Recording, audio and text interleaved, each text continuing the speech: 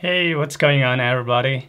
It's Nelson here, and today we are going to be talking about cinematic settings for your Skydio drone. Now, as good as this drone is in capturing action shots, I thought, how good would it be if I would be able to use same exact drone for capturing my cinematic footage? So today I will be sharing to you the settings that I found to be most effective. Anyway, before we dive into it, let me first show you a short clip of what I was able to achieve with the same exact settings.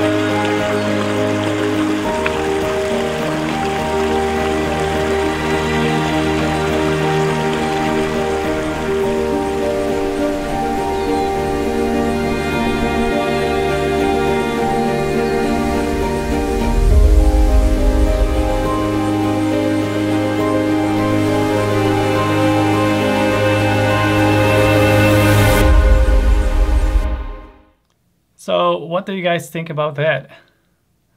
Anyway, to achieve those kind of footage, there were two things that I have to take care of. And the first one is the camera settings on the drone itself. Now, the second one, well, it's the controller settings. So yeah, let's go ahead and get started with the camera settings. Okay, so let's go ahead and look at your camera settings. Now, once you're inside the app, you will see a 4K icon on the top right side of your screen. So click on that, and there you would see the first option, and that is to switch between photo or video mode. And our concern for today, of course, is video settings. So now, with that, the first one under is the option between 4K and HD recording. For me, I always shoot in 4K. Next, you have your frames per second. And you have four options here. You have 24, 48, 30, 48, and 60 frames per second. Now, I always shoot in 60 frames per second just because I want to have the ability to slow down my footage should I want to during post-processing. Following that, you have your HDR or non-HDR. I don't shoot in HDR, so it's always non-HDR. And then you have your automatic or manual record. I have mine set at automatic just because a lot of times I would forget to press record only to end up, after my flight with no footage at all. And then you have your video codec, and you have two options. You have H.265 and H.264. In my case, I always shoot in H.264 just because it is easier for my computer to handle when editing my videos. And then going down to your white balance, by default, I believe this is set at like 6500 Kelvin. However, I set mine at 5,000. Now, this of course is a personal preference, but one thing you don't want to do is to be shooting in auto, because what happens is that it would keep changing, and when it comes to editing, you will have a hard time trying to match all your footage. Now, as far as shutter speed, there is one thing that we have to remember, and that is the 180-degree shutter rule. Now, what that means is that whatever frame rates you are shooting with, you have to double that one for your shutter speed. So in my case, I shoot at 60 frames per second. Now my shutter speed would have to be at 1/120th of a second. Now if you shoot, of course, at 24, you have to set that one at 1/48th of a second. Now, I know it's hard to do this without using an ND filter. For me, I am using the Polar Pro. It has the ND8, 16, and 32. And I tend to use the ND16 the most. After that, you have your ND8, and occasionally I use the ND32. Now, going down to your ISO. Unfortunately, these drones don't give us the option to shoot in a flat profile. And so what I do is I always try to protect my highlights. However, with that, it also tends to crush the shadows. And what I found to be the optimum ISO setting, where I would not be introducing too much noise when I'm trying to recover those dark areas, is ISO 100 to 200. Or, if I could, then I would stay at the lowest setting, of course, which is ISO 100. And that's basically it for your camera settings. Now let's move on to the controller settings. Okay, so let's go ahead and take a look at the controller settings. And once again, you have to be inside the app to be able to do this. And once you're in there, you would see the gear icon on the top left of your screen. So tap on that. And there you would see where it says drone, controller, and phone. Of course, you want to click on the controller. And once you're there, the first one you will see is the gimbal sensitivity.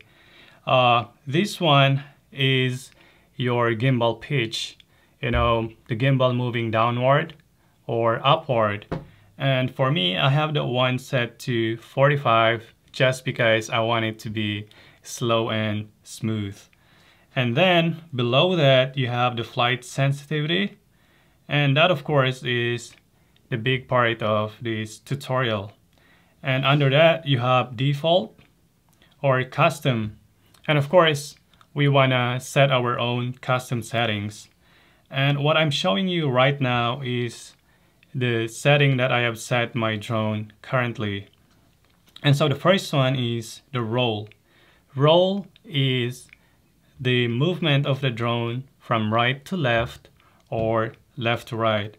And I have mine set at 65%. Now, going down, you have your pitch.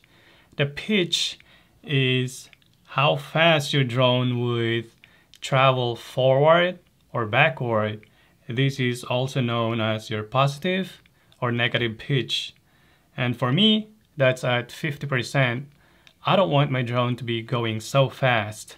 Now, if you want your drone to go really fast, all you have to do is to click on the top button on the left side of your controller.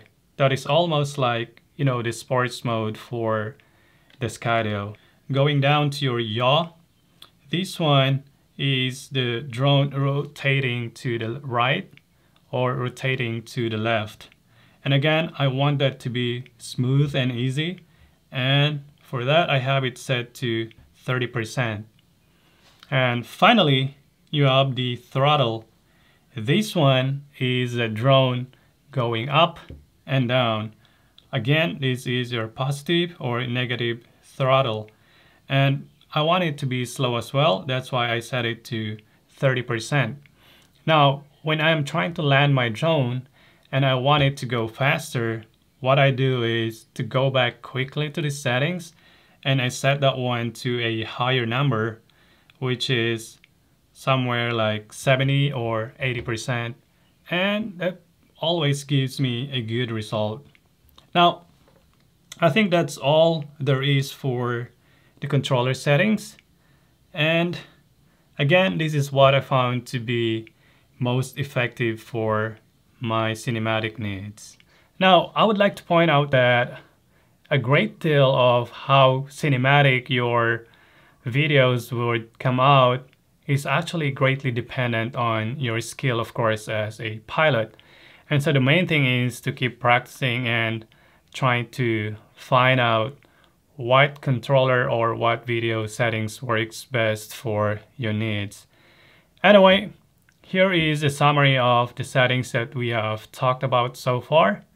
And I hope I am able to help you somehow. And I will see you on the next one. Cheers.